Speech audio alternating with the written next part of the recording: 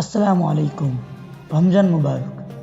গত এপিসোডে আমরা দেখলাম একজন এতিম শিশু কিভাবে হয়ে উঠলেন মক্কার সবচেয়ে বিশ্বস্ত মানুষ, কিভাবে হেরা গুহায় নাজিল হলো প্রথম ওহী। কিন্তু নবুয়ত মানে আরাম নয়, নবুয়ত মানে পরীক্ষা, কষ্ট, ত্যাগ। আজকের এপিসোডে আমরা দেখব মক্কার সেই 13 বছর যখন একের পর এক পরীক্ষা এসেছে, কিন্তু রাসূল সাল্লাল্লাহু আলাইহি ওয়াসাল্লাম এবং তার সাথীরা পিছিয়ে যায়নি। এপিসোড দ্বিতীয়, কষ্টের পথ, মক্কার 13 বছর। প্রথম ওহীর পর রাসূল সাল্লাল্লাহু আলাইহি ওয়াসাল্লাম শুরু করলেন দাওয়াত, কিন্তু প্রকাশ্যে নয়, গোপনে। প্রথম যারা ইসলাম ধর্ম গ্রহণ করলেন, এক, খাদিজা রাদিয়াল্লাহু তাআলা আনহা, সর্বপ্রথম নারী মুসলিম এবং সর্বপ্রথম মুসলিম। দ্বিতীয়, আলী ইবনে আবি তালিব রাদিয়াল্লাহু তাআলা আনহু, সর্বপ্রথম শিশু মুসলিম। যায়েদ ইবনে হারেস, সর্বপ্রথম দাস। 4, হযরত আবু বকর সিদ্দিক রাদিয়াল্লাহু তাআলা আনহু, সর্বপ্রথম প্রাপ্তবয়স্ক পুরুষ মুসলিম। আবু বকর রাদিয়াল্লাহু তাআলা আনহু ইসলাম ধর্ম গ্রহণের সাথে সাথে তার বন্ধুদের ডাকলেন। একদিনেই মুসলিম হলেন হযরত উসমান ইবনে আফফান, জুবাইর ইবনে আওয়াম, আব্দুর রহমান ইবনে আউফ, সাআদ ইবনে আবি ওয়াক্কাস, তালহা ইবনে উবাইদুল্লাহ। 3 বছর ধরে চলল গোপন দাওয়াত, ঘরে ঘরে চুপি চুপি। আরকামের ঘর হয়ে উঠল ইসলামের প্রথম কেন্দ্র। 613 খ্রিস্টাব্দ। 3 বছর পর আল্লাহর নির্দেশ, ফাস্তা বিমা তুমার, তোমাকে যে আদেশ করা হয়েছে তা প্রকাশ্যে ঘোষণা করো। আল্লাহর পক্ষ থেকে রাসূলুল্লাহ সাল্লাল্লাহু আলাইহি ওয়াসাল্লাম এই আদেশ পাবার পর সাফা পাহাড়ে উঠলেন, ডাকলেন, ইয়া সাবাহ। এটা আরবের বিপদের চিৎকার। সব গোত্র দৌড়ে এলো। রাসূলুল্লাহ সাল্লাল্লাহু আলাইহি ওয়াসাল্লাম জিজ্ঞাসা করলেন, বলো, যদি আমি বলি এই পাহাড়ের পিছন থেকে শত্রু আসছে, তোমরা কি বিশ্বাস করবে? সবাই, হ্যাঁ, আপনি কখনো মিথ্যা বলেননি। রাসূল সাল্লাল্লাহু আলাইহি ওয়াসাল্লাম বললেন, তাহলে জেনে রেখো, আমি তোমাদের সামনে ভয়ানক আযাবের সতর্কবাণী দিচ্ছি। বলো লা ইলাহা ইল্লাল্লাহ এবং এই আযাব থেকে নিজেকে বাঁচিয়ে নাও। এই কথা শুনে আবু লাহাব চিৎকার করে বলে উঠল, তাব্বাত লাকা, তোমার ধ্বংস হোক, এই জন্য ডেকেছো? তারপর সে চলে গেল। আল্লাহ তাআলা তার এই কথার উত্তরে নাজিল করলেন, তাব্বাত ইয়াদা আবি লাহাবি ওয়া তাব, হে আবু লাহাব, তুমি ধ্বংস হও। এভাবেই শুরু হলো প্রকাশ্য দাওয়াত। ঘটনাক্রমে রাসূলুল্লাহ সাল্লাল্লাহু আলাইহি ওয়াসাল্লাম যখন প্রকাশ্যে ইসলামের দাওয়াত দিতে শুরু করলেন, কুরাইশরা তার বিরোধিতা করতে শুরু করল। কিন্তু কারণ কি? কারণ ইসলাম মানে কাবার 360টি মূর্তি সরিয়ে দেওয়া। এতে তাদের ব্যবসা শেষ, সবাইয়ের সমান অধিকার, তাদের শ্রেষ্ঠত্ব শেষ, নারীর অধিকার, তাদের আধিপত্য শেষ, কৃতদাস মুক্ত, তাদের অর্থনৈতিক ক্ষতিগ্রস্ত হয়ে যাবে। তাই তারা পাল্টা আক্রমণ ও ষড়যন্ত্র করতে শুরু করল। বিলাল ইবনে রাবাহ ছিলেন হাবশার একজন কৃষ্ণাঙ্গ দাস। তার মালিক ছিল উমাইয়াহ ইবনে খালদ। সে ছিল অত্যন্ত নিষ্ঠুর। বিলাল রাদিয়াল্লাহু তাআলা আনহু ইসলাম ধর্ম গ্রহণের কারণে প্রতিদিন দুপুরে তাকে মরুভূমির গরম বালিতে শুইয়ে বুকের উপর বিশাল পাথর চাপা দিত। বলতো, আদ ও উজ্জাহকে মানো, মুহাম্মদকে অস্বীকার করো। কিন্তু বিলাল একটা কথাই বলতো, আহাদ আহাদ আহাদ, আল্লাহ এক, আল্লাহ এক, আল্লাহ এক। তার এই অবস্থা দেখে আবু বকর রাদিয়াল্লাহু তাআলা আনহু তাকে কিনে মুক্ত করে দিলেন। পরে বিলাল রাদিয়াল্লাহু তাআলা আনহু হলেন ইসলামের প্রথম মুয়াজ্জিন। যে কণ্ঠ একদিন যন্ত্রণায় আহাদ বলছিল, সেই কণ্ঠ আজান দিলে পুরো মদিনা কেঁপে উঠত। ইয়াসির ইবনে আমের এবং তার স্ত্রী সুমাইয়া, তারা ছিল দরিদ্র, কোনো গোত্রের সুরক্ষা নেই, তাই আবু জাহেল তাদেরকে নির্যাতন করত। একদিন সুমাইয়া নির্যাতন সহ্য না করতে পেরে ইসলামের কথা প্রকাশ্যে বলে দিল। তাই জন্য আবু জাহেল তাকে বর্ষা নিক্ষেপ করে হত্যা করে ফেলল। আর ইনি হলেন সর্বপ্রথম ইসলামের শহীদ মানুষ। রাসূলুল্লাহ সাল্লাল্লাহু আলাইহি ওয়াসাল্লাম ইয়াসিরের পরিবারের পাশ দিয়ে যেতেন আর বলতেন, সবর করো হে ইয়াসিরের পরিবার, তোমাদের প্রতিশ্রুতি হলো জান্নাত। সুবহানাল্লাহ, কি অটল বিশ্বাস! ওমর ইবনুল খাত্তাব ছিলেন ইসলামের সবচেয়ে বড় শত্রু, শক্তিশালী, রাগী, নিষ্ঠুর। একদিন তলোয়ার নিয়ে বের হলেন রসুলকে হত্যা করতে। জানতে পারলেন তার বোন ফাতেমা ইসলাম ধর্ম গ্রহণ করেছেন। বোনের ঘরে গিয়েই বোনকে মারধর শুরু করলেন এবং মেরে রক্তাক্ত করে ফেলল। তারপর কি ঘটল? বোনের হাতে ছিল কোরআন, আর সেখানে বের করা ছিল সূরা তাহা। ওমর পড়লেন, পড়েই কাঁপতে শুরু করলো এবং ভাবতে শুরু করলেন এ তো মানুষের কথা নয়। সোজা চলে গেলেন রাসূলুল্লাহ সাল্লাল্লাহু আলাইহি ওয়াসাল্লামের কাছে এবং বললেন, আশহাদু আল্লা ইলাহা ইল্লাল্লাহু ওয়া আশহাদু আন্না মুহাম্মাদান আবদুহু ওয়া রাসূলুহু। মুসলমানরা আনন্দে তাকবীর দিলেন। রাসূলুল্লাহ সাল্লাল্লাহু আলাইহি ওয়াসাল্লাম বললেন, আল্লাহু আকবার। সেদিন থেকে মুসলমানরা প্রকাশ্যে কাবায় নামাজ পড়তে শুরু করলো। একটা পর্যায়ে নির্যাতন সীমা ছাড়িয়ে গেল। রাসূলুল্লাহ সাল্লাল্লাহু আলাইহি ওয়াসাল্লাম নির্দেশ দিলেন, হাবশায় চলে যাও, সেখানে একজন ন্যায়পরায়ণ বাদশা আছে। 615 সালে প্রথম দল 15 জন সাহাবী, পরে আরো বড় দল 83 জন পুরুষ, কিছু নারী।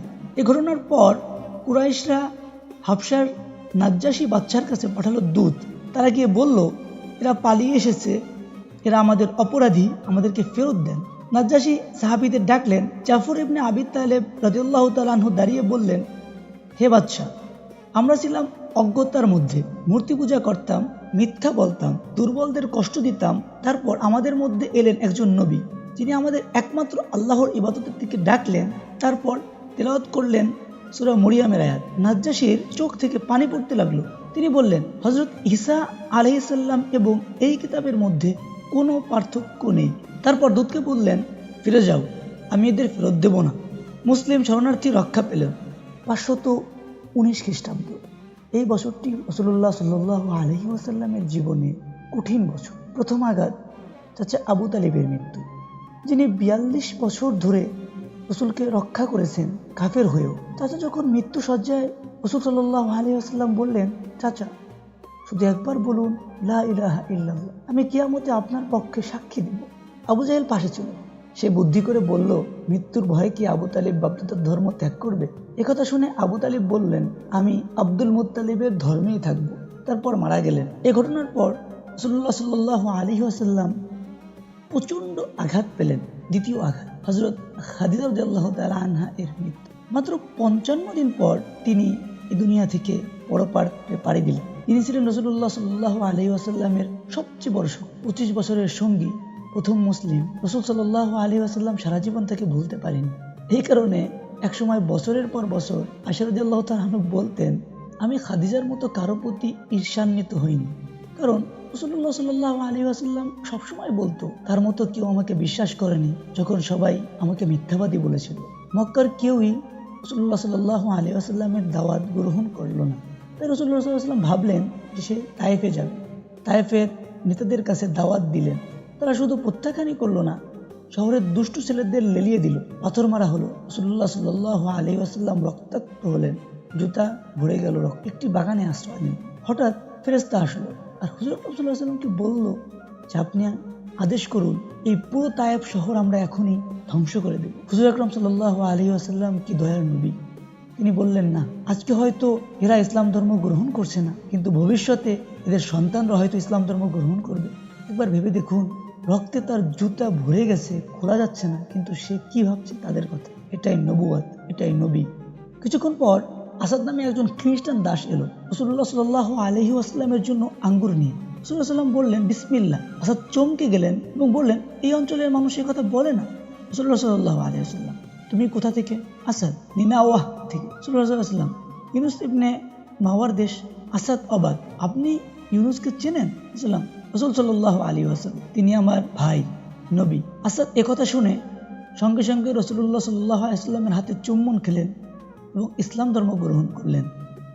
620 সালের একটি রাত জিবরাইল আলাইহিস সালাম এলেন, বুরাকে চড়িয়ে নিয়ে গেলেন রাসূলুল্লাহ সাল্লাল্লাহু আলাইহি ওয়াসাল্লামকে মসজিদুল আকসায়। সেখানে সব নবীদের ইমামতি করলেন রাসূলুল্লাহ সাল্লাল্লাহু আলাইহি ওয়াসাল্লাম। তারপর শুরু হলো আকাশের সফর। প্রথম আসমানে আদম আলাইহিস সালামের সাথে সাক্ষাৎ, দ্বিতীয় আসমানে ঈসা ও মরিয়মের সাথে সাক্ষাৎ, তৃতীয় আসমানে ইউসুফ আলাইহিস সালামের সাথে সাক্ষাৎ, চতুর্থ আসমানে ইদ্রিস আলাইহিস সালামের সাথে সাক্ষাৎ, পঞ্চম আসমানে হারুন আলাইহিস সালামের সাক্ষাৎ, ষষ্ঠ আসমানে মুসা আলাইহিস সালামের সাক্ষাৎ, সপ্তম আসমানে ইব্রাহিম আলাইহিস সালামের সাক্ষাৎ। অতঃপর সিরাতুল মুনতাহায় পৌঁছালেন। সেখানে পেলেন 5 ওয়াক্ত নামাজের ফরজ। প্রথমে এই 5 ওয়াক্ত ছিল 50 ওয়াক্ত, কিন্তু মুসা আলাইহিস সালামের পরামর্শে 50 থেকে 5 করা হলো, কিন্তু 5 ওয়াক্তের 50 ওয়াক্তের সওয়াব দেওয়া হলো। সুবহানাল্লাহ, আল্লাহ কি রহমান কি রহিম, এটাই আল্লাহর রহমত। কুরাইশরা ষড়যন্ত্র করলো রাসূলুল্লাহ সাল্লাল্লাহু আলাইহি ওয়াসাল্লামকে হত্যা করা।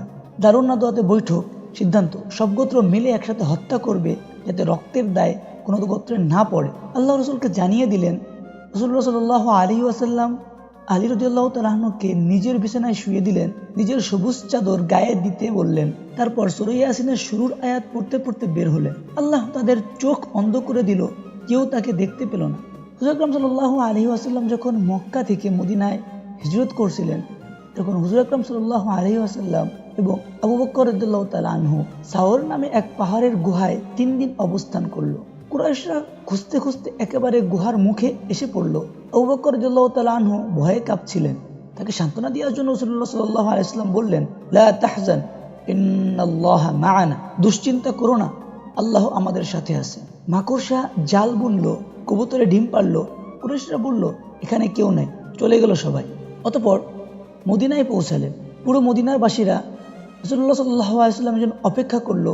যখনই রাসূলুল্লাহ সাল্লাল্লাহু আলাইহি ওয়াসাল্লাম মদিনার প্রবেশদ্বারে প্রবেশ করলেন, ছোট ছেলেমেয়েরা দব্বা দিয়ে গাইতে লাগলো, তলা আল বাদরু আলাইনা, তলা আল বাদরু আলাইনা, আমাদের উপর পূর্ণিমার চাঁদ উঠেছে। এটা ইতিহাসের সবচেয়ে আবেগময় মুহূর্তের একটি। মক্কায় 13 বছর শেষ হলো, 13 বছরের নির্যাতন, কষ্ট, কিন্তু রাসূলুল্লাহ সাল্লাল্লাহু আলাইহি ওয়াসাল্লাম থামেনি, তার সাহাবীরা ভাঙ্গেনি। এখন নতুন পর্ব শুরু, মদিনা ইসলামিক রাষ্ট্র। কিন্তু কুরাইশরা কি ছেড়ে দিবে? বদর, উহুদ, খন্দক, এই যুদ্ধ কেন হলো? মুনাফিকরা কারা ছিল? হুদাইবিয়ার সন্ধি কেন এত গুরুত্বপূর্ণ? সব জানতে দেখুন পরের এপিসোড, আগামী শুক্রবার একই সময়। আল্লাহ হাফেজ, রমজান মুবারক। এই সিরিজ শেয়ার করুন। একটি শেয়ার মানে একজন মানুষ রাসূলুল্লাহ সাল্লাল্লাহু আলাইহি ওয়াসাল্লামের জীবন জানতে পারবে।